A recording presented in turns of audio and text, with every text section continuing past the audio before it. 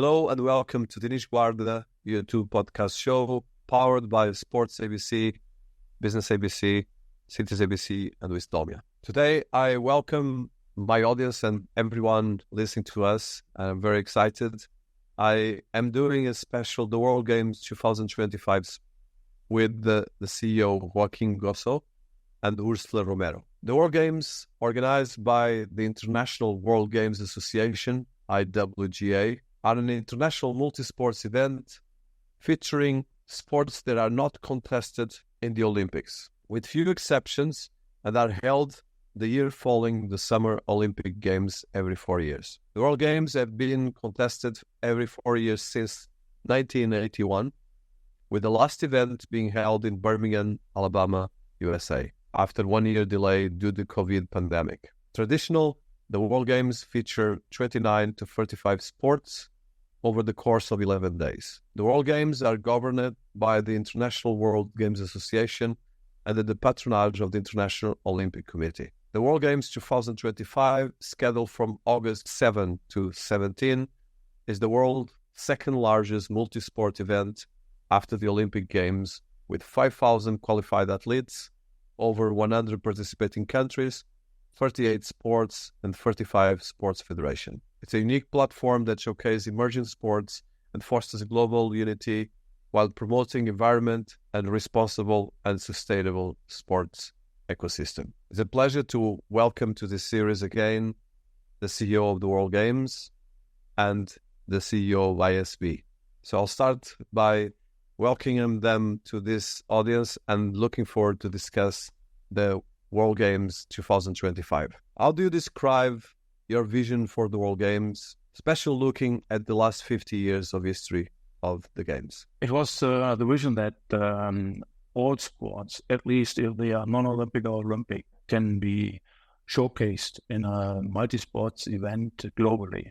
And I think this idea is still that drives us to move forward, especially when it comes to bringing Olympic and non-Olympic sports closer together. All what we do, I would like to say, future-orientated, and it is already, since what you just said, for now more than 12 editions, something that we developed together with our professional partners to make the part of the non-Olympic sports, which are with the IWGA and the World Games event, better, well-known globally. This is what we strive for, and this is what we just aim for also with everything what we are doing. So we are in the 12th edition of the World Games. What are the major highlights that you want to share with our audience?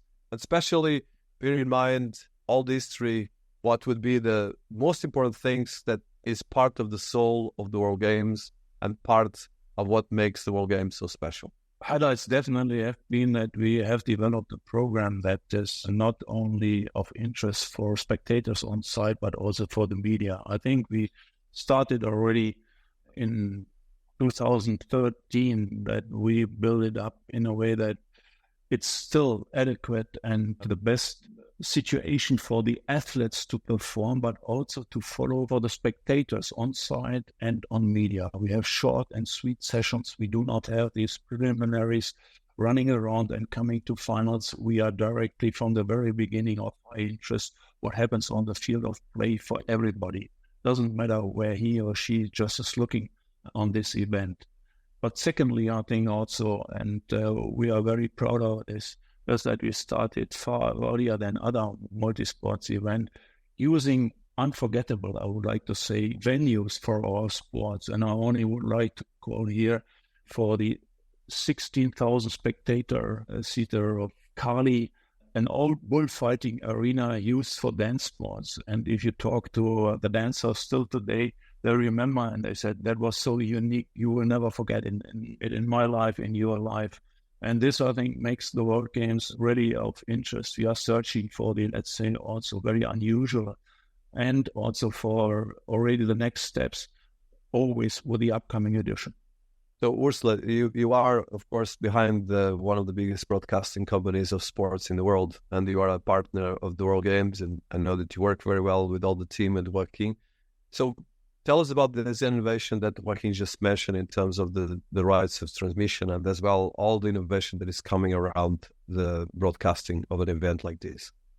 Thank you, first of all, for organizing this podcast. It's very nice to be able to share experiences with Joachim. We first started working together 2017, which was the World Games in Wrocław, a small town in Poland. And I think that sort of sets the tone, because I think one of the biggest challenges, of course, when you have a big event like the Olympics, comparably, is that, there's lots of spectators, there's lots of logistics, there's lots of infrastructure that needs to be kept in mind. Not only for us as a production company, you always try to find the best camera angles, and a lot of the times the best camera angles are taken up by spectators or by other stakeholders that are part of the Olympic family. But the beauty of the World Games is that we're actually, because of what Joachim just mentioned, that they are usually set in venues that are already existing, or venues that are just, I can think back now in Birmingham, we had the Sloth furnaces, which was an old furnaces from the old mining times, or coal factory, I believe, back in Birmingham, back in the day. And they transformed that into a multi-sporting venue, which not only showcased the old furnaces, but it also gave a new look to them. And it made it quite attractive, not only for spectators, but also for television. And also the fact that the venues are smaller and more compact just helps us really do our job better, to be able to showcase the athletes, which of course is the most important thing. I think from an innovation point of view, I think the fact that we have a longer relationship and we are both quite small organizations, it really helps to exchange ideas and to be able to come up with new ideas perhaps. And also the fact that there is not such a huge engine behind the World Games like there might be with a World Cup or with the Olympics also makes our life a bit easier to be able to implement some innovations. So for example, for Chengdu, even though it's not really a small town, but they've applied some of the rules to finding existing venues, and in this case in Chengdu, it's a huge natural park really. So a lot of the venues are going to be, for example, next to a lake or using existing structure that's already available, set in this beautiful nature. So that gives us also an opportunity, to be a bit more innovative in some of the technology that we use for the broadcast. And perhaps because there is no precedent set before, we can play with the fact that maybe not bringing in so much broadcast equipment that would traditionally be used, but we can play around and use some innovations. So I think that makes it also very interesting, not only for us, but also for the event itself, in order to be able to not only please our client, which is the World Games, but also rights holders that are maybe looking for something a bit more innovative and maybe more appealing to the youth. So I think the World Games are a perfect combination of big event,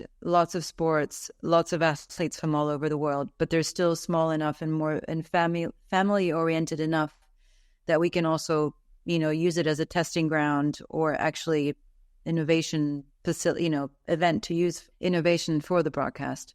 Okay, 2024 and 2025 are going to be critical for the new iteration of the World Games. Could you tell us about the present and future vision and the goals that you're setting as the CEO for the World Games? Definitely, we are looking on Chengdu on the opportunity that we can better introduce our sports to the Asian world. More on site. We have a strong support for the national coverage over there. We have a lot of promotion by Chengdu for our sports, and this is not only necessary for us in Asia, but as Ursula also already pointed out, we have to make our sports better now globally, where we look also in this opportunity by the help of Chengdu to deliver perfect games that can be broadcasted and distributed worldwide on the different platforms we are just discussing now. And this is what is our vision, to make all means for us possible to showcase our sports in the best way and make them better known. Because something that I suffer as a CEO is what makes the difference if for example, sports climbing is on the program of the Olympics or on the program of the World Games. Please explain to me the difference also that media picks it up or it doesn't pick it up, or that the audience come or not. But in this case, I have to say the spectators on site have always been there and have always been excited before the Olympics even recognized that there is sports climbing existing as a sport. So we have already a long history, and this is not the only sport. If we talk about rugby sevens, if we talk about taekwondo, if we talk about badminton, we have so many sports that made it to the Olympics. And have they been more successful on this or that event platform? I doubt. And this is where we have to just minimize the gap. This is my aim and this is my vision. And this is what we are working on with the professional partners. And therefore, I'm also very delighted to say to work with companies like ISB is for us. And the same is for in the area of Swiss timing. It's an honor for us, but also on the other side, I think it is what Ursula said. It is for us the continuity that serves for both or for all partners involved in this event to move forward. And who are not presented here are our international federations, and they have been also, at least I have to say, partly educated in the meantime, since we are working strongly together. And this is also a vision that I would like to see them being or becoming more professional for their own sake, for their own sport. Chengdu is one of the world top 25 cities. Is part of Sichuan, that is a province with a population of 330 million. And is as well, actually, among a lot of other things, the epicity of China.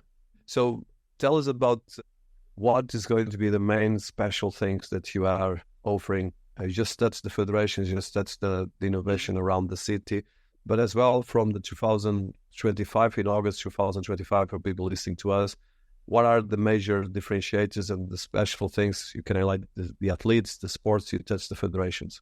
Definitely, it's the city itself, Chengdu, because it's the far biggest city that the World Games are going since they have been invented. We, as Europeans, I think, have to think a little bit different when it comes to numbers. You named it, 330 million is ours, if I'm not wrong, around about what is the population of Europe. So, and this is just one province over there, Chengdu. When you talk to somebody here in my country, in Germany, who knows Chengdu? It's the fourth biggest city. They have 37 million at least, and nobody knows them. Nobody is not correct. Some know them, but we don't know them at all. But they are so capable, and they are so sustainable. They are so green. When you go there, you will be surprised of everything. What I said, there are parks, and we luckily can use them also to host the sports over there, which we want to, and to show also a different picture of such a city that I would like to say has to be also introduced very well. So the marketing for Chengdu, for us, shall work with these games next year. And this is not, it differs from previous editions, but the size of the city and to use that very well, that's a difference. And the second difference is that for the first time, we go with 5,000 participants over there. This is the number the board agreed on, and that puts us in the situation, together with the host, to have more sports on the program for the 10 days of competitions, but still remain with that cap number, that all sports will be represented very well, and not one has to stay back for another.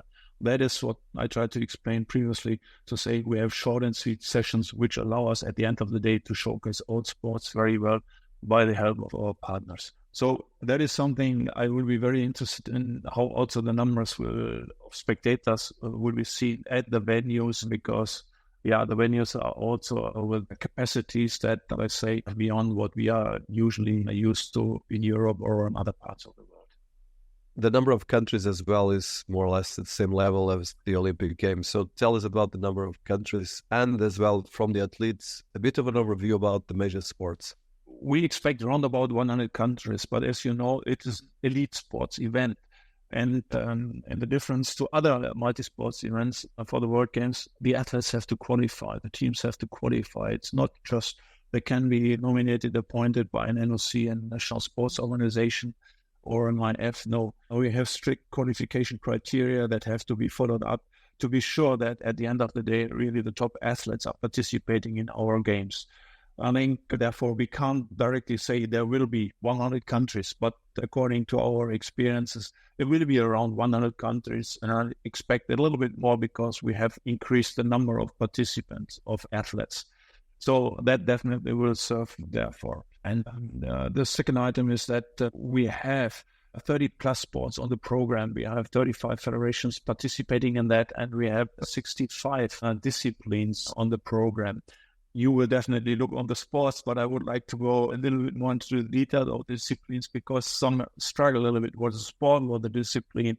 To keep it short and sweet, let us say we have 65 sport disciplines on the program. We have more than 230 medal events. And I think that shows that we are in the same category than, for example, the Olympic Games, looking on these numbers. And I also can explain to you that we have had already athletes that participated in the Olympics and also in the World Games. And talking to them, they do not make a difference between the one is, for me, the better or the higher or whatever. They just say they enjoyed both.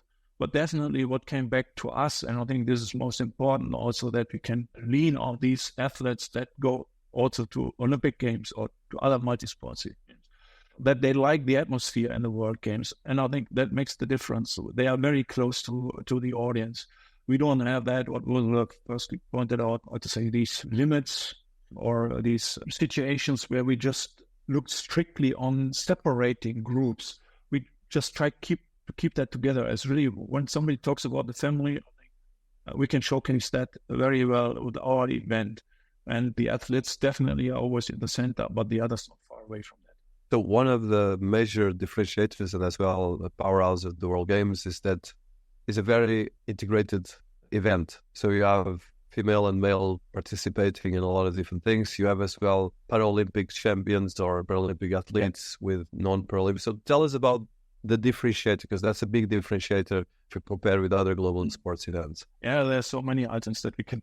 You just guide me to the points that are of interest for the audience that are not just in my mind from flying around. You're right, and it was also a board decision. I think a very wise decision to say we do not need Paralympic World Games. If we talk about integration, if we talk about showing respect, it is something that we also include para-athletes into our event. But we do it in a way that we, once again, show respect. We don't just say, okay, come on, we go that half or whatever, because that could not be managed and organized by the host city. So we do that step by step. We started already in Birmingham, have had some para-athletes with us. We have had the team sports of rugby over there and road sports. So it is something that we integrate and not separate again. This is our philosophy, and that we are also trying to enhance from games to games together with our IS, that they also have their understanding for that and that we have their support, because it's also a very unusual situation, partly for them. Usually para-sports, para-athletes and regular athletes separated. Here we come together, and it's for us, I don't say, like being in a family. We do not just say, okay, you're here, you are there, we meet you then, we meet you there. No, we bring everybody together for these games. That is most important. And you just asked, for gender equality. Do I really have to talk about it? Yes, we are in gender equality. Yes, and not for the first time. And we do not just stress that. It is for us something that we pay as respect to our society, to our athletes. Done. Well, that's fantastic, actually, to say less. I've been personally involved with some athletes that are Paralympics. So, Ursula, one question you have. You just recently broadcast part of the Olympic Games in Paris and the Paralympics. So, from that experience, of course, of the Olympic Games and all the what happened in France, a bit of a parallel between what you had there and what you see as well in the World Games, which we are in the last editions as well. Well, I can only resonate with Joachim. I think, in this day and age, it shouldn't really matter anymore. It's very clear that the Paralympia, some of them are just as able-bodied or even more than Olympians. For just an example, there's a German long jumper who I think is very close to beating the standing Olympic record in long jump. So, I've always been a huge fan of the Paralympics. I think the Paralympics, they've always struggled a little bit. So the whole separation between the Olympics and the Paralympics doesn't necessarily, I don't think, of course, it's impossible to hold everything together, but I do think that putting that 2-week gap in there, especially for the people behind the scenes, drags the work on a lot more. And to bring up the energy again after having worked for 2 months on the Olympics, then going down and coming up again and trying to put the same amount of energy into the Paralympics is sometimes quite hard. But I think, spectators are just as excited, because a lot of spectators that weren't able to go to the Olympics for one reason or another get to go to the Paralympics. And in France or in Paris, the numbers were amazing, not only from a direct spectator perspective, but also from the broadcast numbers. So I think sooner rather than later, they're going to have to find something, because there has been talks about Paralympians being able to participate as part of the Olympic program as well. But again, I don't think, the Olympics are so full already. So I think having this possibility at the World Games, I certainly wish that we could have more sports included in the program. Of course, it depends on the local organizing committee and numbers and so on. But I think in Chengdu, we're going to have wheelchair rugby, which we're going to cover for sure live. And there will be a couple of other sports that we're still looking at. But, again, and about the gender equality, I can't really say much more, because it's kind of, do we really have to say anymore? And I think at this point, it should be a given. Obviously, there are sports that men are just going to be better at, because it's just a matter of strength, physical strength. But I think also now there's a bridge, and I love the World Games, because there are sports where men can compete against women or compete together, or, it's a multinational, multidisciplinary, multi-gender. So it's great, and of course for TV, it makes it also great to be able to show all that. So Joachim, from the like you said, there's around 35, 38 sports and around 65 disciplines, using your words, more or less. So tell us a bit highlight of some of these sports, because there's a lot of innovation. You have, just for people listening to us, I'm not going to probably list all the sports, but we have from Aikido to air sports, archery, baseball, billiards, and then you have as well karate, jiu-jitsu, kickboxing. So a bit of highlight of this diversity of sports. And one question I would like to ask is normally the question people ask me: what are the major differentiators between the sports in the World Games and the sports in the Olympic Games? And how do you choose these sports? And as well a bit your relationship with the Olympic Games. So it's probably a lot of questions inside, but I think you can answer this. Short and sweet, looking for which reason these sports are on program is mainly that we are different than the IOC. The IWGA is a member organization. So we have 40 IFs that are member of the IWGA, and they build the part of the official sports program. Nevertheless, we have a side also in the sections for non-members, and that can be sports that are requested by the whole city, that are requested also in collaboration with the IPC and IOC, to bring them on the program. And by that, we have also then the chance to introduce new sports also to our members. For example, esports will be for the first time really part of the World Games in Chengdu. So we try to also follow up with these new opportunities at our event. And we have different platforms at our event. We have the official sports program, which you just named, to the built up by 35 federations that participate with all the disciplines. And then we have also the part of, for example, the World Games Sports Garden, where our member federation Aikido can demonstrate the sports and also invite the spectators who come there for activities and to learn and so on. So it is also part of what we try to introduce to the audience, the sports, not only by watching them, but also by doing them and learning them.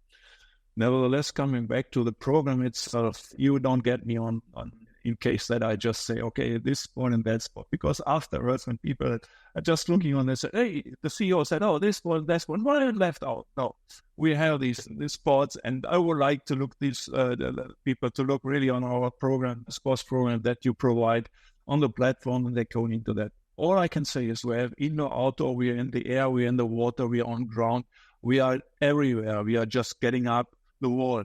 So what can I say? I think it is really, there's something for everybody. And if you like to climb, if you like to dive, if you like to fly, if you like to be precise in a sport, whatever. There's something for everybody in. But for me, most important is that we have the elite athletes over there who show to the world how excited these sports can be individually, each sport on its own. And if you ever have been to one of the sports, I think it wasn't boring for the session that we provide. It is just of interest that you can really learn something new or even better, or being provided by an elite athletes. That's not so easy somewhere to get to this, and just getting around, and by the help also of our experts like ISB, we build clusters of these sports that people do not go only to one place to watch one sport. They just can go, let's say, 100 meters further on, and there's a different sport. And we try to build up the scheduling in a way that your experience over the day do not lean only on one sport. And at the end, I think, Dinis, it would be even a challenge for these spectators to say, where I've been today and what I've seen, and what has been the most exciting. It's amazing. That is really a key element here. So the World Games is a sustainability first event in a lot of ways. Tell us about that and how you see sustainability in sports in the World Games and in general. It's something that I would like to say in the meantime, would not like to discuss that anymore, like gender equality, because it's also something that is and was in the DNA of the IWGA from the very beginning. Do not ask, for example, for to build new venues. We use existing ones. Yes, we use permanent ones, but also in the way that we leave a kind of legacy, even then for these sports. For example, in a park situation, in Chengdu, it will be disc golf. There will be a new parkour later on after the games for the citizens over there that will be used now for the event itself. So these are things that we directly looked into from the very beginning. That we kept our number by 5,000 has also something to do with sustainability, because we know our carbon footprint can't be brought down to zero. Okay, we can plant, I don't know, a new Amazon area, but that doesn't help, and it's just greenwashing. No, that's not what we're aiming for. We know we cost something on that, but we try to limit it in a way that we can say we can live with that. And it is balanced in a way that it's acceptable. We have also in discussions with the host in Chengdu, the situation that we try to avoid garbage in all these items, that we look into new technologies like using e-cars to also bring down our carbon footprint on that. And all these items, I think, that people expect everywhere in society, in daily life, we also try to bring into this event, and really to, if necessary, educate our hosts with that, not only for the first time, also now in Chengdu, or even to fine-tune that, to make it better, to bring it to the best point we can for this event. That's amazing, and that's one of the key elements. So Chengdu is a very sustainable city itself. So can you tell us about the venues of Chengdu, information? And you mentioned carbon footprint. So some of the things you're doing with Chengdu and the province to make it a more sustainable, but as well about the venues, because that's fantastic venues and stadiums involved. Yeah, I think first of all, we are very happy that we can go to, and really have to say happy to go to Chengdu, because it is one of the greenest cities in China. And that at least also is one of the huge arguments that we can use for these games. If you go there, the whole park areas and so on, great, really great. And I think even in Europe, we could learn something by that in some areas. I don't say everywhere, and it's not possible this way, but we could learn something from that and then may adapt a little bit. On the other hand, we also discussed with the Chinese partners, also for good reasons, to build, for example, clusters of these sports, which I had said previously. It's also to minimize the situation of traveling around to visit the sports. You can stay at one cluster, you can go there to the different events, you don't need any car situation or whatever. Things like this, maybe small items, but it's an education in China. It was also an education in America, because these people are used to drive everywhere from one carport to the other, and then that's all. And this is something, it's a learning on this too that we can provide by introducing this event to this city. And yes, discussions are not always easy in this, because you have your traditions, you have your mentality, everything has to be brought in for this discussion, and then to produce out of that the best result for the event. But I'm convinced that we leave some legacy in this area to Chengdu, because this is a learning process for future events that will be hosted over there. And if I may jump in, Denise, just maybe you might, just to follow up on what Achim is saying, obviously the broadcasting side is not necessarily a small carbon footprint because, for example, in the Olympics, they brought in 80 plus trucks from all over the world with very expensive equipment and had to be flown in or shipped in. There was crews coming from all over the world. No matter how much public transport you try to tell people to take, in the end, people end up taking cars because they need to move equipment. They need to move people around to be able to work. So one of the things that we really try to do, and in this case particularly, is to try and bring in as many local crews as possible so we don't have to fly in everything from outside. So we're really, really trying to not only use most of our equipment to be brought from China, so it's only a truck ride away or perhaps even locally sourced, but we are trying to also bring most of the crews from China so we don't have to fly people from all over the world. And we will bring, of course, some people from abroad, but most of the equipment and people will be from China. And then the other thing, which I was mentioning about the clusters, that also makes our job on the site easier because we can deploy one compound, a broadcast compound, to one particular area. And then our crews don't have to drive around the city everywhere. They can just move from one venue to the other, really. But it's super easy. And you can choose hotels close by so they can possibly even walk or, use a different form of transport. Also to mention, it needs to be allowed that we make more than once use of one venue. That also brings costs down and also, it's more sustainable in all areas. Yeah, that's a very important thing. And just for people listening to us, because I think when we talk about these big events, of course, the Olympics are massive and we talk about billions of dollars. I don't know if you guys just want to touch the quantity of people involved. I think it's very important to touch the numbers that reach in terms of audiences. And I would say audiences on the event and audience on the international broadcasting and streaming and all the different parts that they try to do to make the event as sustainable as well as impactful as possible. I would like to leave the second part of your question to Ursula because she is the expert of that and can serve with that far better than I. But it's always the situation on site when you look all over the events and now coming to Chengdu that it depends on the size of the city, on the size of the venues itself. We always look for the situation that we also have an adequate number of seats available for spectators, but also for athletes and for other dedicated groups. So the numbers, what I expect is something in Chengdu that we end up in maybe 500,000 on spectators over the 11 days, over the venues, 26. But once again, we have 26 venues, but make more than once use of these, and that we aim for this.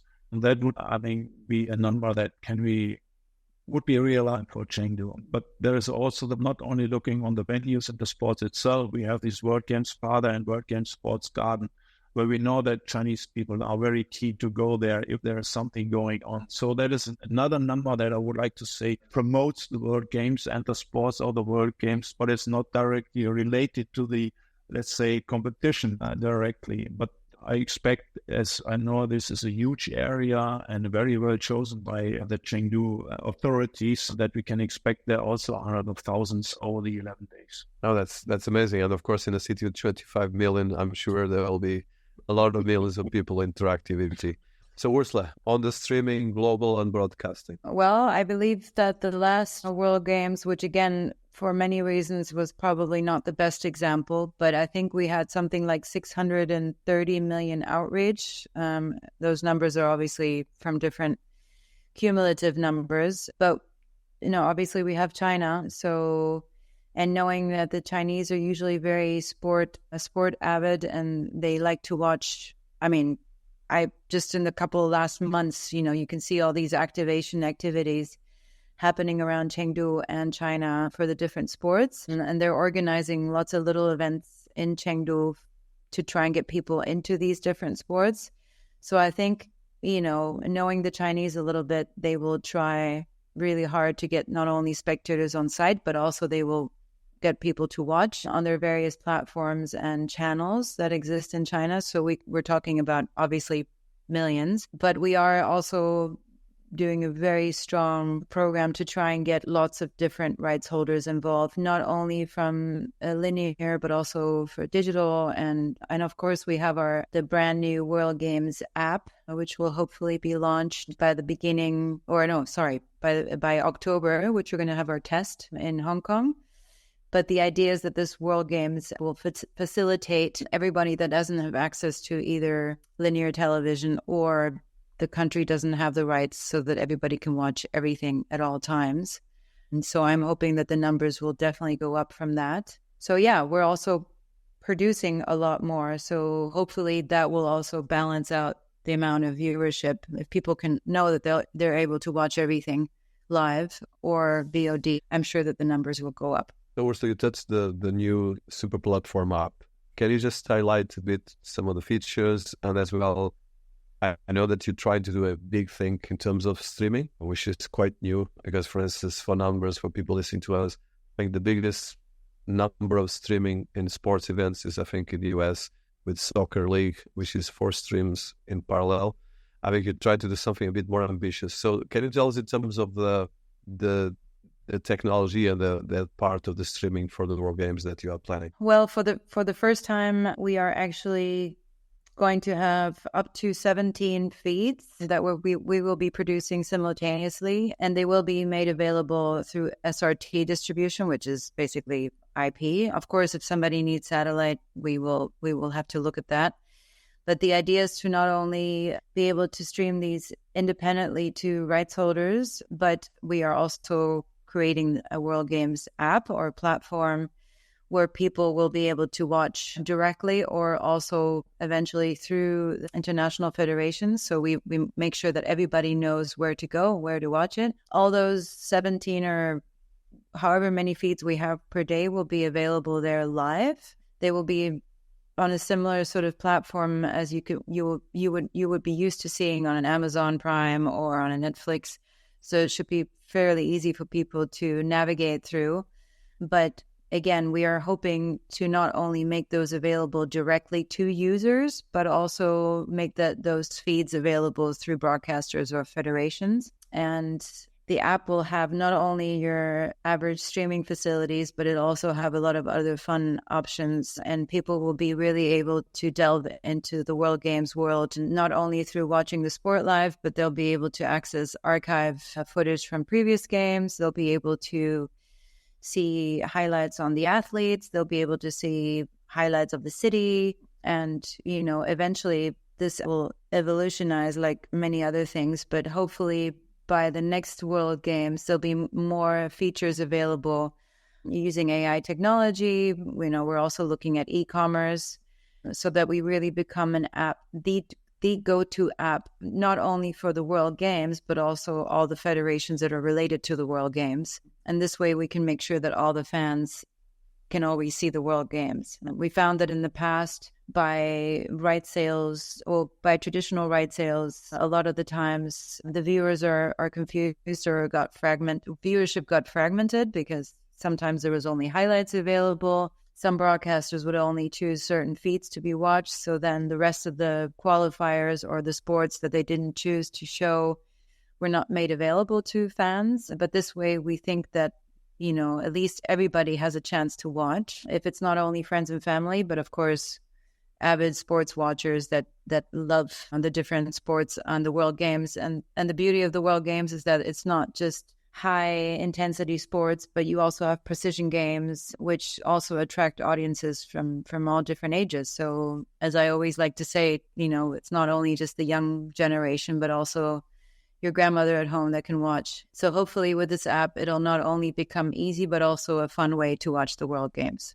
So I know that we are finalizing now. So working 2 last questions. So the first one is, so before Chengdu, there's Hong Kong. So there's the Hong Kong edition of the World Games.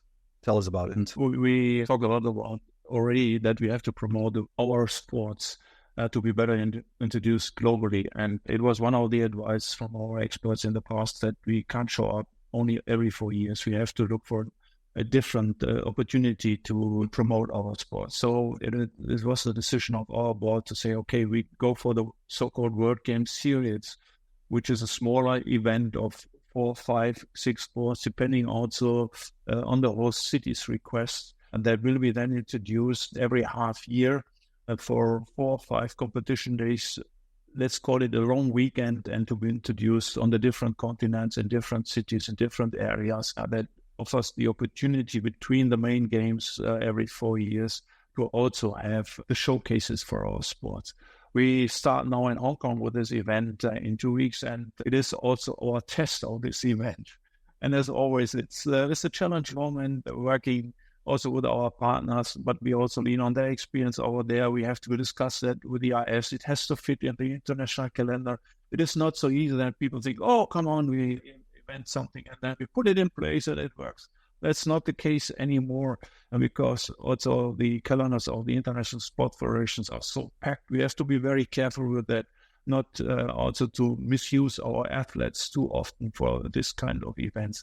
So we build it up slowly, but the program is that we every half year will have such an event, and the start will be in Hong Kong, and then we'll see and we'll go from there how we can just improve it. Maybe have to modify a little bit, but that's our situation, and that we would like also to invite and that they support it in a way that they really accept that it's for them, it's for their sports, and that we make them better known. This is the only thing that we expect from their side, because the rest is already in hands of experts, as Ursula said. And by building up the new World Games Live platform, it is something we do everything from our side, but the content has to be delivered by our member federations, and that they clearly have to understand also for this kind of event. It's a competition already for our organizing part of our member federations. They also have to play in an elite league with their efforts. So fantastic. So one last one, I think, what is the message that you like to share with the global audience, from the athletes to the fans to the federations?